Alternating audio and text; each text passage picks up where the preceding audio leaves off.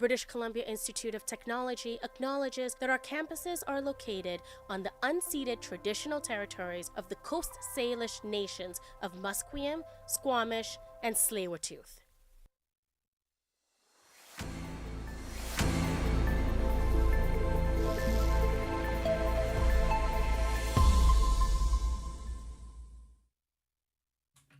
Hello and welcome to your afternoon cast to 2. My name is Grace Chen. Here is what is making headlines now. At the 9/11 memorial service, several relatives of 9/11 appealed to the presidential candidates for accountability, just as the election season politics interweave. Several loved ones presented their own political messages. They want transparency. Multiple people spoke out against a now-revoked plea deal with alleged 9/11 mastermind Khalid Sheikh Mohammed. Following the U.S. presidential debate last night, former U.S. President Donald Trump has responded to Taylor Swift's endorsement of Kamala Harris. Are you ready for it? Tuesday night, immediately after the ABC News presidential debate, Taylor Swift put out a full-throated endorsement of Kamala Harris for president, calling her a steady-handed, gifted leader. I was not a Taylor Swift fan. Former President Donald Trump responding to Swift's pick Wednesday morning on Fox and Friends. She's a very liberal person. She seems to always endorse a Democrat. And she'll probably pay a price for it in the marketplace. Swift, perhaps the most popular music artist on the planet, stayed out of politics earlier in her career, but in 2020 endorsed Joe Biden for president. Jason Nathanson, ABC News, Hollywood. The YWCA, based in Vancouver, has a new housing community that is offering affordable and below-market units. Reporter Alessio Cusano elaborates on the impact that this will have on certain members of the community. Vancouver Mayor Ken Sim, NDP MLA for Vancouver Hastings Nikki Sharma, and representatives from YWCA Metro Vancouver got together this morning at 388 Slocan Street, the YWCA's newest project. The building features an end amenity space, a roof terrace, and 2 ground-floor commercial units, which will help fund the housing and operation of the housing community become much more affordable. Construction is nearly complete, with the waitlist geared to income units open. Alessio Cusano, BCIT's The Crow. Police say there is a concerning number of impaired drivers arrested in roads in Saanich, BC. In the first 8 months of this year, Southern Vancouver Island Police have arrested more impaired drivers than they did in 2023. This is a concerning trend of people driving while drunk or on drugs. A third of those arrests happened in July and August. Chief Constable Dean Duthie says it is concerning as these drivers risk the lives of not just themselves, but everyone in the community. The department will be investing into resources to stop this selfish behavior. Ahead of the October provincial election, organizations representing family doctors in BC are advocating for physicians to get paid sick days, vacation coverage, extended health and dental benefits, and a pension plan. The BC College of Family Physicians and BC Family Doctors published a series of requests for the next person who runs the government. They say the province is in a family doctor crisis, and those in power have to streamline paperwork, fund additional support, and provide doctors with employment standards and benefits. According to data, 700,000 British Columbians do not have a family doctor, and close to 40% of family doctors are bound to retire or reduce clinical hours within 5 years. The Statistics Canada report that revealed students becoming less optimistic each school year is largely due in part to the COVID-19 pandemic. Reporter Laura Nachilli talks about the role that the pandemic has played into this decline. According to Statistics Canada, the reason for this lack of optimism could be the school closures and social distancing measures during the COVID-19 pandemic. Annika Uzak, a Vancouver-based certified life coach, says that it's plausible for children and youth to be affected by the pandemic, even to this day. Certainly could see it leaving a mark on someone, because it was a good amount of time, and especially if you're young and impressionable. She adds that the pandemic isn't the only reason. For many, it's social issues that youth are facing that may have taken a toll on their mental health. Uzak says people should take small steps and envision what they want to achieve in their lives. Lauren Achille, BCIT's The Crow.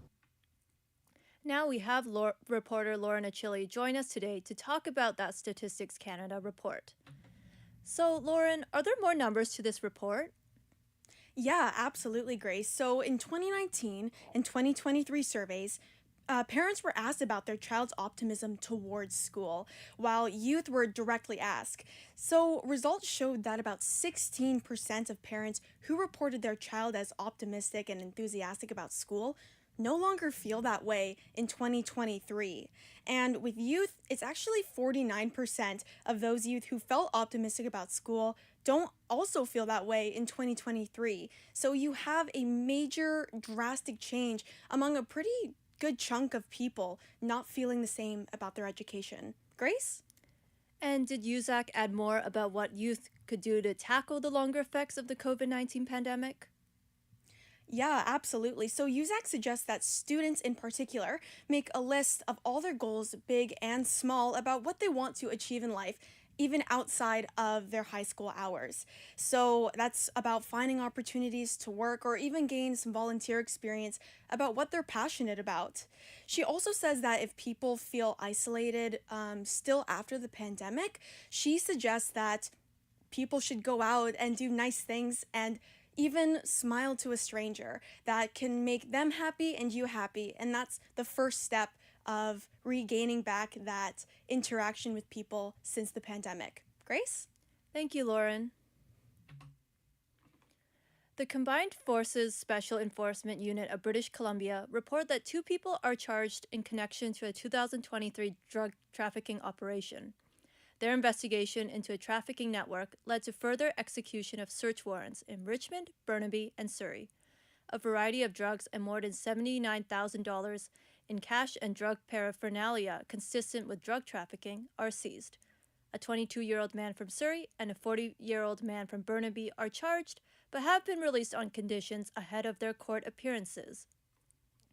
The Vancouver Humane Society is concerned about the well-being of horses at the Hastings Racecourse.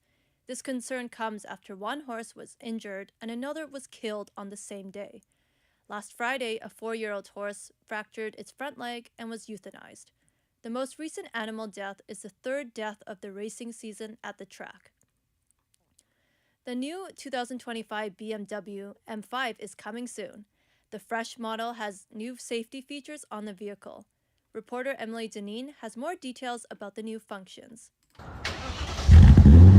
The M5 used to be more about luxury and speed, but newer versions of this car focus more on safety. Paul Colleen from Brian Jessel BMW in Burnaby explains how drivers can speed off the start line in a safe way. It's a driver-focused car, but now there's just that extra safety blanket that's there. They have driver assistance systems that if you do happen to not be paying attention or if you get beyond your skill level on the road, the car is able to sort itself out and protect you from yourself in a manner that we've never been able to do before. Colleen ends off by saying that these changes are just the beginning of BMW becoming more safety-oriented. Emily Deneen, BCIT's The Crow. Moving on to weather. This afternoon in Vancouver, it is mainly cloudy with some sunshine. It is currently 17 degrees Celsius. Be sure to go outside and soak out the nice weather while it lasts. The annual MTV Video Music Awards returns tonight, and Taylor Swift may soon become the musician with the most amount of VMA awards. She is coming in with 12 nominations. This event will take place at the UBS Arena on New York's Long Island, hosted by Megan Thee Stallion. The show will start 5 p.m. Pacific Time and 8 p.m. Eastern. Be sure to tune in. That is all for your afternoon cast to 2 o'clock. I'm Grace Chen from BCIT's The Crow. See you next time.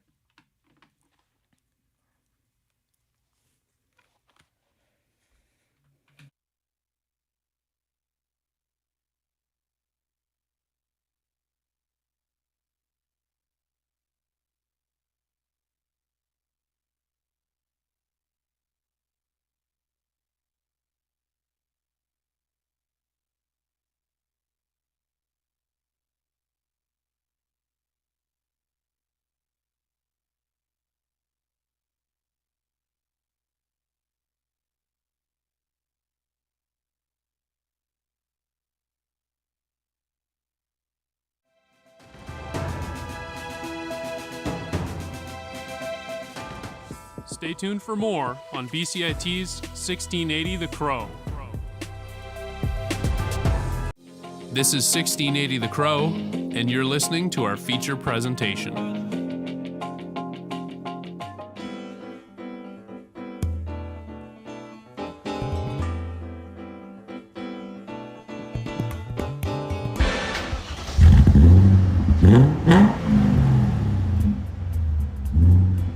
When thinking about iconic sports cars, the Ford Mustang or the Dodge Charger might come to mind. American muscle has been on the scene for a long time, but it wasn't until the mid-90s when German cars joined the scene. The big three in German engineering included Audi, Mercedes, and BMW, and they were competing for the best sports car of the time. This introduced us to the BMW E39 M5. This iconic M5 offered practicality and luxury to the drivers. To this day, the E39 M5 is considered one of BMW's best, with people spending over $50,000 to own one of these cars. With the 2025 M5 being released, it was a shock to fans when they found out that the car is a hybrid. Paul Colleen from Brian Jessel BMW explains the history behind this car and how the changes will positively affect the driving experience. Now, with the new M5, it is hybrid, correct? Indeed, we have finally sort of breached into the world of hybrid. Now, you know, we have trickled down technology into our regular product. I think that you're seeing hybrid technology come into these vehicles for two reasons. One is to help promote what we are doing in our regular vehicles. Number two is to create a vehicle that is incredibly quick for the given fuel efficiency. So when you're looking at a car now, they've grown, they've gotten heavier, but with over 717 horsepower, it's going to get you from A to B with all your friends very quickly. Yeah. And then, what is the public's reaction to this? Have you heard much about the public's opinion? There is, you know, in the BMW world, I would say you have two schools. You have the true enthusiasts, and then you have the people that are maybe a little bit more about the status and what's the latest and greatest. The enthusiasts aren't as pleased. They would like to see a pure, non-turbo, bring back the V10s, the V8s, and let's enjoy what the BMW M product used to be. And you have the people now who love the fact that it is so forward-thinking in technology and deemed somewhat fuel-efficient, giving its power, that's their drive. They love that look, feel, and the vehicle is very exclusive in that manner too. It's just not that many being produced. So it really gives them a talking point when they're out with friends, and they're not going to get to use that power in North America. Nobody can go 300 kilometers an hour legally easily, but they do have that talking point. And now they have the most powerful saloon car that you can purchase. And that, I think, is a big driver for some folks. So enthusiasts and the people that maybe are buying them for a little different purpose are both around. And then, besides the fact that the car is going to be a hybrid, Yes. or is a hybrid, what are some of the other big changes that's coming to the M5 this year? Oh, I think the biggest driver in most of our product right now, and you see this just generationally, if you looked at the old cars, they were a chassis, 4 doors, seats, a stereo, and climate control, and nothing really changed for many, many years. Different style, a little bit more power, but no new technology.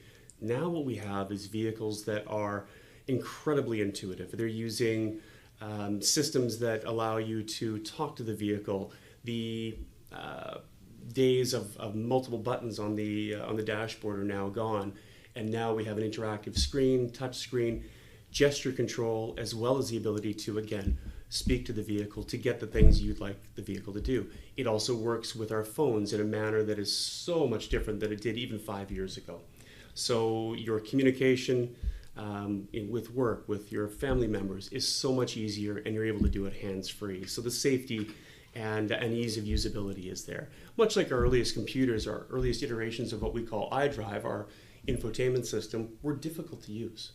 We were giving these very, very difficult to use systems to people that were a little older, the ones that had the money. I mean, a Mont Blanc pen was their most technologically advanced piece of equipment, and then they were into these vehicles. So there was a lot of explaining and a lot of redelivering the vehicle, per se, where we would go over those systems.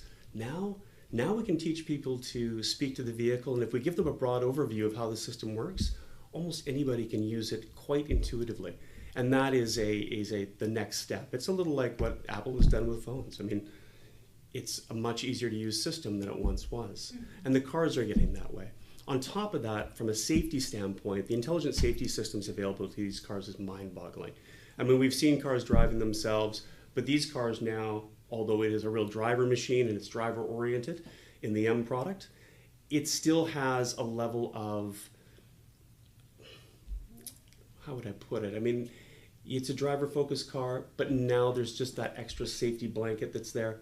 They have driver assistance systems that if you do happen to not be paying attention or if you get beyond your skill level on the road, the car is able to sort itself out and protect you from yourself in a manner that we've never been able to do before. It can see things you can't see. It can use radar to look at cross traffic behind you when you're backing up.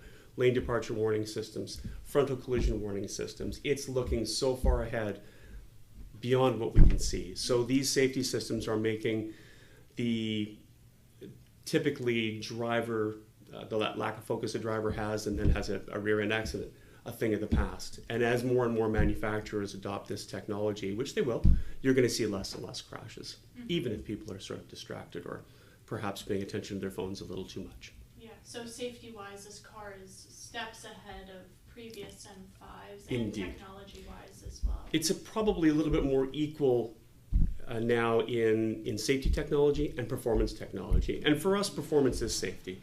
In the past, we looked at a vehicle that, hey, if you can brake a little bit quicker than the other guy, or you can accelerate a little quicker, or avoid a situation and remain in control, that's safety.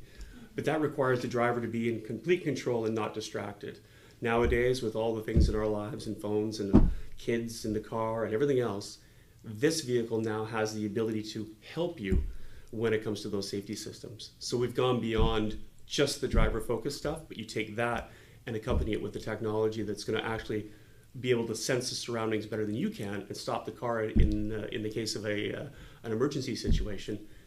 It creates a very safe vehicle. From the earliest M5 to now, what are some features that still exist in the car? Or Still exist. I mean, an M car is still an M car. I mean, the motorsport division of BMW was a pretty special place to work back in the day, and it was very unique, and you didn't see a lot of these cars come out of the factory. So when the early E28s in 1985 came out, unbelievably special car when it came to performance.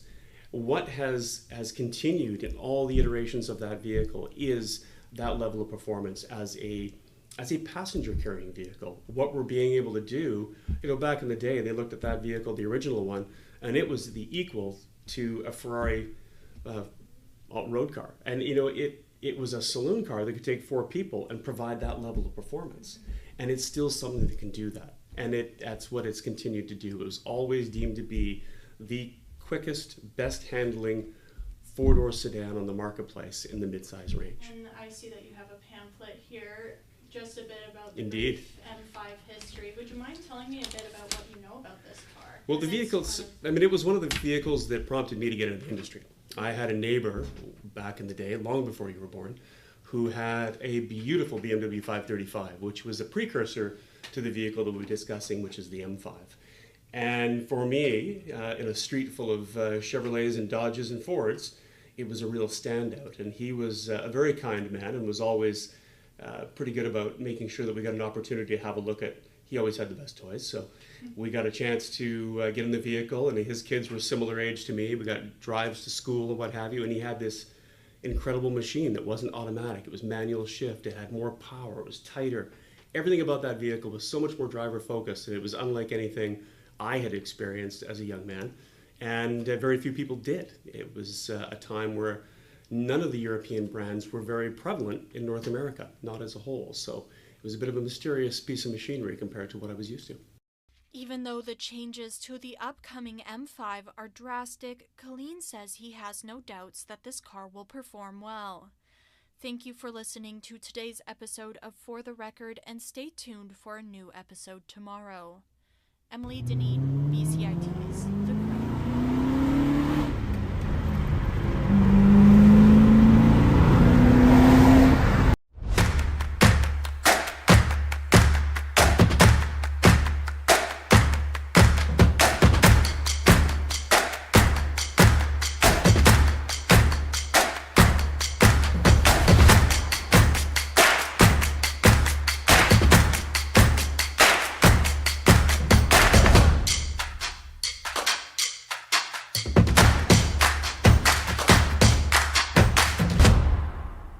everything is changing to digital. Everything is online. People aren't just waiting for the 6 o'clock news anymore. People want their news right now. They want to be able to go onto their smartphone, onto the internet, and see the news that they want to see. Vancouver is growing at, a really rapid rate, the Lower Mainland even, and with the tools that we're given here, we're able to cover all of that.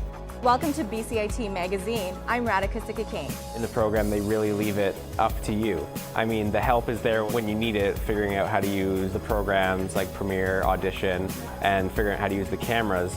But it's up to you to sort of experiment and figure out what you can do when you go out in the field. They brought candles and flowers to remember the student who lost her life yesterday. Theresa May says the international community condemns Moscow. They really make sure that you know the basics and you are able to put out a quality product. I'm Brady Tretanero. And I'm Radhika Sikakane. Thank you for tuning in to BCIT Magazine.